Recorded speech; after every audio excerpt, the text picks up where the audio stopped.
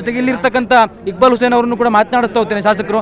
Sir, ಈಗಾಗಲೇ D K Shivakumar ಅವರು ಇನ್ನೇನು ಕೆಲವೇ ಕ್ಷಣಗಳು ಬರ್ತಾರೆ. ಇಲ್ಲಿ ಯಾವ ರೀತಿಯಾಗಿ ಸಿದ್ಧತೆಗಳನ್ನ ಮಾಡ್ಕೊಂಡಿದ್ದೀರಿ, ಯಾವ ರೀತಿಯಾಗಿ ಅವ್ರಿಗೆ ಸ್ವಾಗತವನ್ನು ಕೋರ್ತೀರಿ? ಎಲ್ಲ ನೀವೇ ನೋಡ್ತಾ ಇದ್ದೀರಲ್ಲ, ಕಲಾ ತಂಡ ಹೆಂಗಿದೆ, ಹೆಣ್ಮಕ್ಳು ಕಳಸ ಎತ್ಕೊಂಡು ಯಾವ ರೀತಿ ನಿಂತಿದ್ದಾರೆ, ಅವ್ರು ಸ್ವಾಗತ ಮಾಡಲಿಕ್ಕೆ ತಾವೇ ಎಲ್ಲ ಗಮನಿಸ್ತಾ ಇದ್ದೀರಲ್ಲ.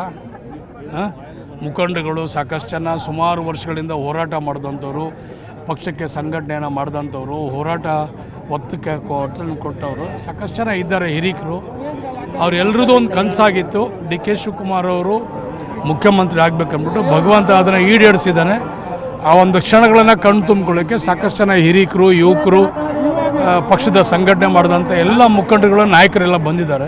ಪ್ರಮಾಣವಚನ ಕಾರ್ಯಕ್ರಮಕ್ಕೆ ಈ ಭಾಗದ ಜನರು ಬರಬೇಕು ಅಂತ ಆರಂಭದಲ್ಲಿ ಪ್ಲಾನ್ ಅನ್ನು ಮಾಡಿಕೊಳ್ಳಲಾಗಿತ್ತು. ಆದರೆ ಕೊನೆ ಕ್ಷಣದಲ್ಲಿ ಅದು ಸಾಧ್ಯ ಆಗಿರಲಿಲ್ಲ. ಸರಳ ಕಾರ್ಯಕ್ರಮ ಆಗಿರುವಂಥ ಕಾರಣಕ್ಕಾಗಿ ಅವರ ಕ್ಷೇತ್ರದ ಜನರಿಗೆ ಪ್ರಮಾಣವಚನ ಕಾರ್ಯಕ್ರಮನ ಕಣ್ತುಂಬಿಕೊಳ್ಳೋದಕ್ಕೆ ಆಗಿರಲಿಲ್ಲ. ಅದೇ ಒಂದು ಕಾರಣಕ್ಕಾಗಿ ಇವತ್ತು ಅಭಿನಂದನೆ ಸಲ್ಲಿಸೋದಕ್ಕೆ ಅವರು ಆಗಮಿಸ್ತಾ ಇದ್ದಾರೆ. ಜನರಿಗೆ ಏನು ಹೇಳ್ತೀರಿ ತಾವು? ಜಿಲ್ಲೆಯ ಜನರ ಕನಸೇನಾಗಿತ್ತು, ಅವರು ಮುಖ್ಯಮಂತ್ರಿ ಆಗಬೇಕಂತೇಳಿ ಮುಖ್ಯಮಂತ್ರಿ ಆಗಿದ್ದಾರೆ. ಅಲ್ಲಿಗೆ ಹೋಗಿ ಅವಕಾಶ ಕೊಡದಿರೋ ಪರವಾಗಿಲ್ಲ.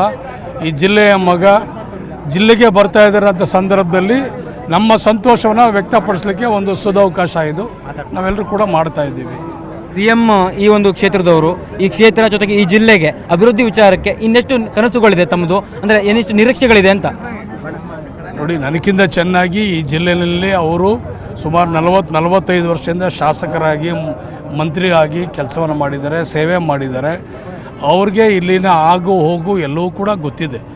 ಈ ಹೊಸ ತಾಲೂಕು, ಈ ಜಿಲ್ಲೆಗೆ ಏನು ಮಾಡಬೇಕು, ಕನಕಪುರಕ್ಕೆ ಏನು ಮಾಡಬೇಕು, ರಾಮನಗರಕ್ಕೆ ಏನು ಮಾಡಬೇಕು, ಚನ್ನಪಟ್ಟಣ, ಮಾಗಡಿ ಎಲ್ಲ ತಾಲೂಕುಗಳಿಗೆ ಅವ್ರದ್ದೇ ಆದಂಥ ರೀತಿ ನೀತಿ ಕನಸು ಇದೆ. ಅದನ್ನು ಅವ್ರು ನೆರವೇರಿಸ್ತಾರೆ. ಜೊತೆಗೆ ಇಲ್ಲಿರ್ತಕ್ಕಂಥ ಇಕ್ಬಾಲ್ ಹುಸೇನ್ ಅವರನ್ನು ಕೂಡ ಮಾತನಾಡಿಸ್ತಾ ಹೋಗ್ತೇನೆ ಶಾಸಕರು. ಸರ್, ಈಗಾಗಲೇ ಡಿ ಕೆ ಶಿವಕುಮಾರ್ ಅವರು ಇನ್ನೇನು ಕೆಲವೇ ಕ್ಷಣಗಳು ಬರ್ತಾರೆ. ಇಲ್ಲಿ ಯಾವ ರೀತಿಯಾಗಿ ಸಿದ್ಧತೆಗಳನ್ನ ಮಾಡ್ಕೊಂಡಿದ್ದೀರಿ, ಯಾವ ರೀತಿಯಾಗಿ ಅವ್ರಿಗೆ ಸ್ವಾಗತವನ್ನು ಕೋರ್ತೀರಿ? ಎಲ್ಲ ನೀವೇ ನೋಡ್ತಾ ಇದ್ದೀರಲ್ಲ, ಕಲಾ ತಂಡ ಹೆಂಗಿದೆ, ಹೆಣ್ಮಕ್ಳು ಕಳಸ ಎತ್ಕೊಂಡು ಯಾವ ರೀತಿ ನಿಂತಿದ್ದಾರೆ, ಅವ್ರು ಸ್ವಾಗತ ಮಾಡಲಿಕ್ಕೆ ತಾವೇ ಎಲ್ಲ ಗಮನಿಸ್ತಾ ಇದ್ದೀರಲ್ಲ. ಮುಖಂಡರುಗಳು ಸಾಕಷ್ಟು ಜನ ಸುಮಾರು ವರ್ಷಗಳಿಂದ ಹೋರಾಟ ಮಾಡಿದಂಥವ್ರು, ಪಕ್ಷಕ್ಕೆ ಸಂಘಟನೆಯನ್ನು ಮಾಡಿದಂಥವ್ರು, ಹೋರಾಟ ಒತ್ತಕ್ಕೆ ಕೊಟ್ಟವರು ಸಾಕಷ್ಟು ಜನ ಇದ್ದಾರೆ ಹಿರಿಕರು.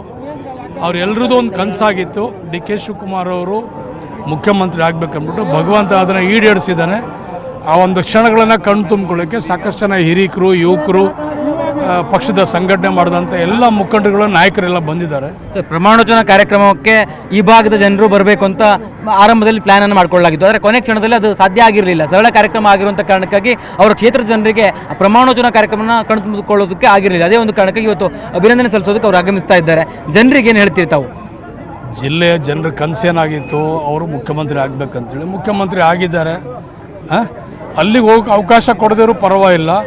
ಈ ಜಿಲ್ಲೆಯ ಮಗ ಜಿಲ್ಲೆಗೆ ಬರ್ತಾ ಇದ್ದಾರೆ ಅಂತ ಸಂದರ್ಭದಲ್ಲಿ ನಮ್ಮ ಸಂತೋಷವನ್ನು ವ್ಯಕ್ತಪಡಿಸಲಿಕ್ಕೆ ಒಂದು ಸದವಕಾಶ ಇದು ನಾವೆಲ್ಲರೂ ಕೂಡ ಮಾಡ್ತಾ ಇದ್ದೀವಿ.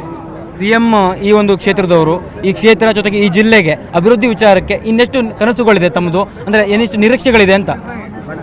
ನೋಡಿ, ನನಗಿಂತ ಚೆನ್ನಾಗಿ ಈ ಜಿಲ್ಲೆಯಲ್ಲಿ ಅವರು ಸುಮಾರು 40-45 ವರ್ಷದಿಂದ ಶಾಸಕರಾಗಿ, ಮಂತ್ರಿ ಆಗಿ ಕೆಲಸವನ್ನು ಮಾಡಿದ್ದಾರೆ, ಸೇವೆ ಮಾಡಿದ್ದಾರೆ. ಅವ್ರಿಗೆ ಇಲ್ಲಿನ ಆಗು ಹೋಗು ಎಲ್ಲವೂ ಕೂಡ ಗೊತ್ತಿದೆ.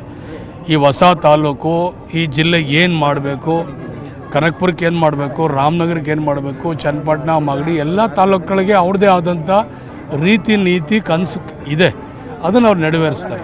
ನಿರ್ಭೀತ, ನಿಷ್ಪಕ್ಷಪಾತ, ವಿಶ್ವಾಸಾರ್ಹ ಸುದ್ದಿಗಳಿಗೆ ಮತ್ತೊಂದು ಹೆಸರಾಗಿರೋ News18 ಕನ್ನಡ ಈಗ ಆಪ್ನಲ್ಲೂ ಲಭ್ಯ ಇದೆ. ದಯವಿಟ್ಟು ಇಲ್ಲಿರೋ QR ಕೋಡ್ ಅನ್ನು ಸ್ಕ್ಯಾನ್ ಮಾಡಿಕೊಂಡು ಆಪ್ ಡೌನ್ಲೋಡ್ ಮಾಡೋದಕ್ಕೆ ಮರಿಬೇಡಿ. ನಿಮ್ಮ ಬೆಂಬಲ ಹೀಗೆ ಸದಾ ನಮ್ಮೊಂದಿಗಿರಲಿ.